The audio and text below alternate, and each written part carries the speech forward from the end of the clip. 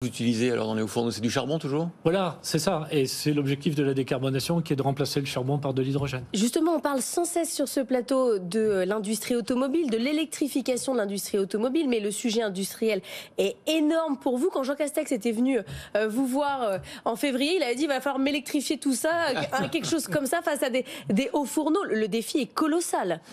Oui, il est colossal, mais on a les solutions et on est prêt pour les mettre en œuvre. Quelles sont ces solutions?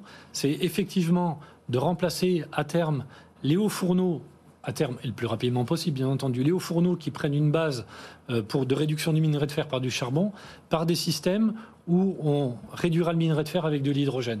Ah oui. L'hydrogène, c'est 70% d'électricité qui fait le coût de l'hydrogène. Et donc la notion d'électrification, c'est celle-ci.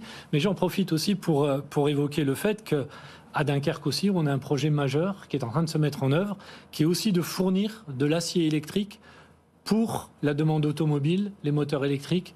On est prêt aussi sur ce dossier-là. Toujours le même problème, encore faut-il que l'hydrogène dont vous allez vous servir pour effectivement faire de l'électricité et faire fondre le minerai de fer, encore faut-il que cet hydrogène soit vert. Oui. Décarboné, je serais tenté de dire. Décarboné dans le sens où, quelque part, si on prend le nucléaire, qu'on prend l'éolien ou qu'on prend le solaire, on est approximativement autour de 50-55 kilos par mégawatt de carbone, donc globalement sur la même échelle de décarbonation. C'est clair qu'il faut aller vers de l'énergie renouvelable, solaire, mais l'avantage concurrentiel de la France, c'est d'avoir un parc nucléaire qui va progressivement retrouver sa pleine capacité. On l'espère, parce que cet hiver, vous avez vu, c'est compliqué. On a toujours une quinzaine de réacteurs à l'arrêt.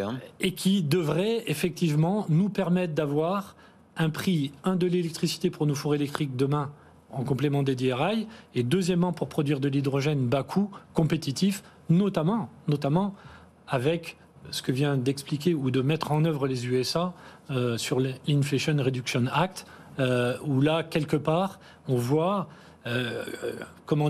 une aide massive à l'industrie américaine. Ça veut dire que c'est pas assez massif en Europe. On n'a pas bien pris la notion de... on doit mettre plus d'argent sur la table pour aider nos industries. Vous dites sinon les États-Unis font plus, quoi.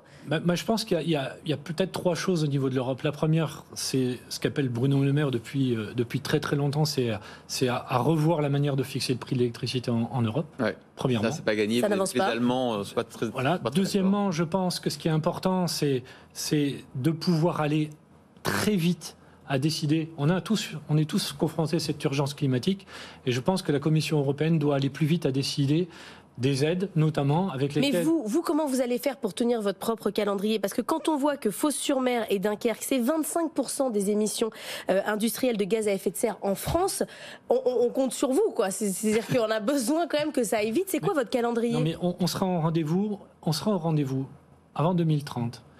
L'objectif, c'est d'obtenir très rapidement l'accord sur notre dossier par la Commission européenne. Et cet accord, c'est quoi? C'est simplement de mettre en œuvre l'aide qu'on a discuter et négocier avec l'État français.